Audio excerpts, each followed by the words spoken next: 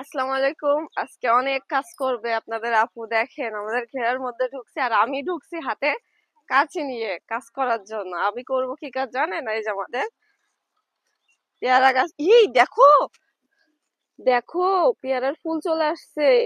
তিনটা, হ্যাঁ, তিনটা পেয়ারার ফুল আসছে। এই যে এই গাছের গোড়া থেকে যেগুলো বের হয়েছে এগুলো কেটে দেওয়ার জন্য আমি মেনলি ঢুকেছি। এই যে ওই হয়ে যা সিম সিম,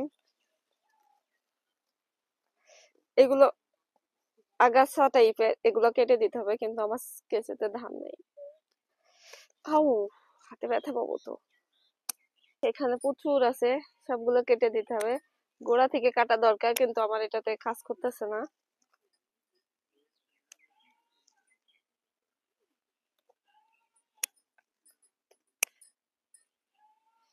ইয়ে, এই গাছটা সুস্থ হয়ে যাবে ইনশাল্লাহ। এই গাছটা বেসিক্যালি কলবের গাছ, আর কলবের গাছের গোড়া থেকে যদি কোনো কুশি বের হয়, যে কোনো কলবের গাছ, ফুলের বলেন বা অন্য যে কোনো গাছের, কলবের গাছের গোড়া থেকে যদি কোনো কুশি বের হয় সেটা কেটে দিতে হয়। কারণ ওইটা হচ্ছে দেশি বা অন্য কোনো জাত দিয়ে দেয়, যেটা ভালো হয় না। মেন জাতেরটা হচ্ছে উপরে থাকে, তো উপরেরটাকে সুস্থ স্বাভাবিক রাখার জন্য নিচেরটা কেটে দিতে হয়, আর আদারওয়াইজ উপরেরটা মারা যায়। যে এইটা যেমন আমাদের দেশি জাতের পেয়ারা গাছ, এটা কোনো কলবের গাছ না। এটা গোড়া থেকে কুশি বেরাক, কোনো সমস্যা নেই, এখানে কোনো কাটিং এর দরকার নাই। এটা একটা পেয়ারা গাছ নাকি এটা? না, এটা হচ্ছে জাম গাছ। ইয়েস, এটা আমাদের হাইব্রিড জাম গাছ। এই গাছটাই দেখাও, কি সুন্দর মুকুল আসছে। এই গাছটা আমাদের গত বছরের গাছ, এই জন্য মুকুলগুলো আমরা কাটবো না।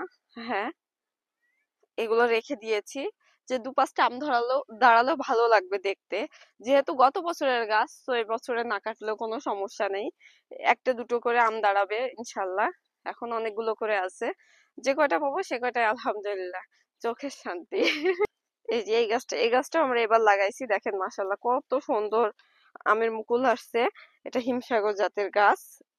হিমসাগর আম তো যারা খেয়েছেন তারা জানেন, অনেক টেস্টি আম।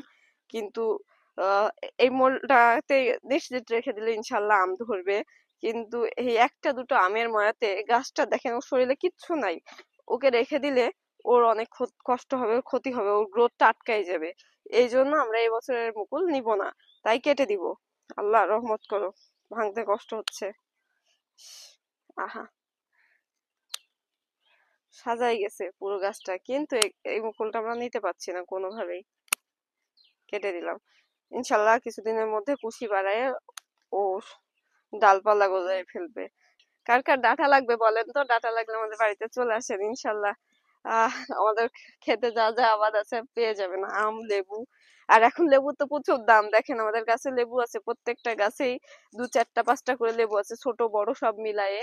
সো যার যার লেবু লাগবে চলে আসেন, কারণ এখন লেবু, রোজা রমজান মাসে লেবুর প্রচুর দাম। আর এখানে এই যে একটা কদবেল গাছ লাগাইছি, কদবেল গাছটা দেখো না, ফুল আসছে কদবেল গাছে। আল্লাহ, মাশাআল্লাহ। আমার জামাই এখানে বেগুনের চারা দিয়েছে, দেখেন কত চারা হয়েছে। এগুলো লাগাবে। আর এই পাশে করছে কি দেখছো? এই গাছের এই পাশে টমেটো করছে, টমেটো অনেক ধরেও আছে। এই যে আমি জাস্ট ছোট ছোট ইনফরমেশন গুলো আপনাদের সাথে তুলে ধরার চেষ্টা করছি। সো ভালো লাগলে লাইক এবং শেয়ার করতে ভুলবেন না। আজকের মতো বিদায় নিচ্ছি। আল্লাহ হাফেজ।